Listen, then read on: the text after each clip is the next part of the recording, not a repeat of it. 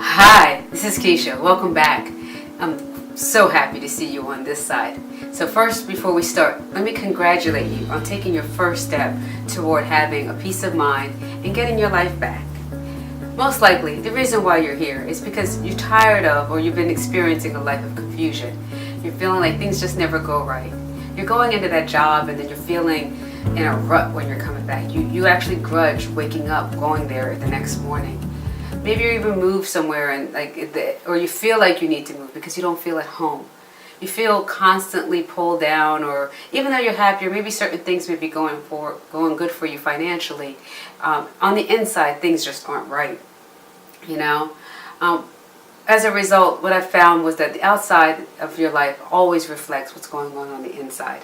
So there's also times that maybe everything isn't going right on the outside. Maybe you're going through life having levels of confusion and it's displayed all over your home. Things aren't organized, it's disoriented. And so that's how you're also feeling there too. So you're here for help. And that's what I'm here for, is to help walk you through the 3-part series, because this video is an understanding of energy, is understanding how things get transferred. Like when you go to that job, how you can pick up Susie's energy or Bob's negativity, or how you're hearing the customer service, or you're always talking to clients and they're always disgruntled and always upset, and then you're being pulled down. Now when you go home, you don't even feel like a peace of mind there. You can't get rest. You can't fall asleep at night. If this sounds like you, then this is definitely the place for you to be, because you're in need of a shift. You're in need of taking control and charge back of your life. And not by these gimmicky ways that people try to sell you on, but proven ways that actually work on an energetic level. By understanding energy, you'll be able to conduct and control things from an internal aspect. I've gone in through meditation, learning how to meditate, feel energy, understand the messages that were coming from within. And with that, I was also able to understand energy, chi, and how things connect with the earth and the universe. And try to see if any of it actually even made sense. And does it even work? Is that like hoodoo, witchcraft? Is that voodoo stuff? Like, what is that? And I had to really take it back and play around scientifically to see how things make sense. Now, if Sir Isaac Newton said that energy, or Einstein, said that energy is just merely transferred, then transferred how? How does that affect me?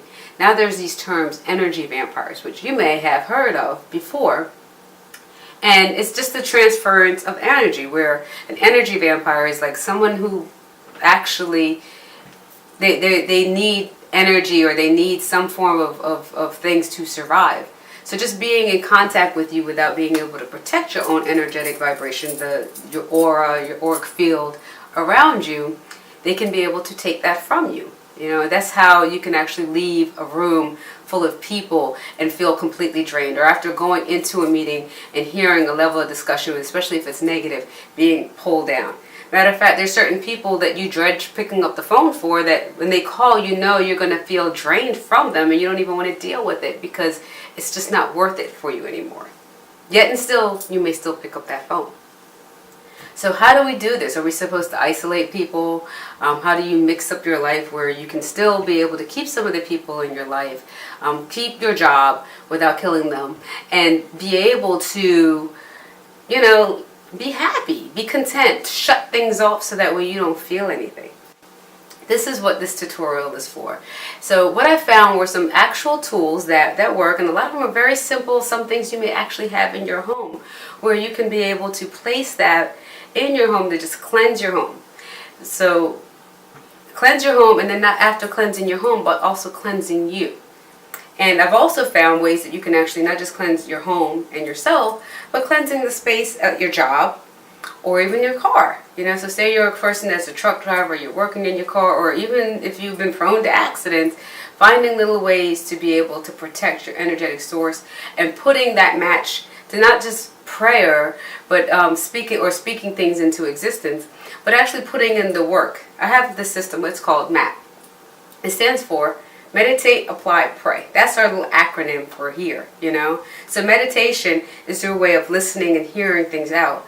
Apply is the skills that I'll show you. Okay, and in this segment, in this course, what you'll learn are ways to protect your energy and keep it raised at a higher elevation. Okay, and then pray, which is whether you choose to pray or you speak into existence, whichever you feel comfortable. But it's the action of verbally communicating what you want and the results you want, and claiming things out into your life. Okay, so what are some tips that you can use? Now, there's a old shamanic way that of people say of cleansing your home, and you may have seen this before, where you see them holding like a sage stick, and there's the smoke thing going around in their homes.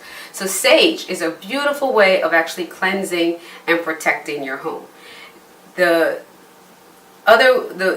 more sacred ways of knowing is actually keeping spirits away, or keeping entities or things away. Another way of looking at using sage is actually cleansing out the space from negative energy, cleansing your actual aura field, and protecting you from receiving that negative energy or that negative vibes coming towards you. By cleansing your space, you learn how to, or actually you allow energy to consistently flow. So therefore, nothing really gets stuck with you. Saging is basically a simple step of actually lighting the sage and walking around the home and cleansing each space, each corner away from this negative energy. Okay? By cleansing your space, say you have visitors, or you're always arguing in a certain room, or you're constantly mad, or maybe you just moved. This saging is great for a couple reasons. You may have just moved in a home. Maybe you do spiritual work. This is great to do also if you're a healer, if you work in physical therapy or anything of that nature. Saging is a must for you because you're constantly coming in contact physically with someone else's energetic field. Another great time to sage would be before and after meditations. Before you meditate, you also want to ensure that you're receiving positive vibrations, that you're receiving like the love of God and not something negative. So there's a balance in humanity. So is there a balance in the spiritual aspect also? So you must be cautious, and you should protect your space before you go in and out of meditation, so that way you're receiving accurate messages from God, from a higher power, from love. You understand? Other times is after illness or after death. If someone's been sick, that energy, that weighted lower vibration is within your home. And it's important that you learn how to do simple methods that will purify your space. Okay?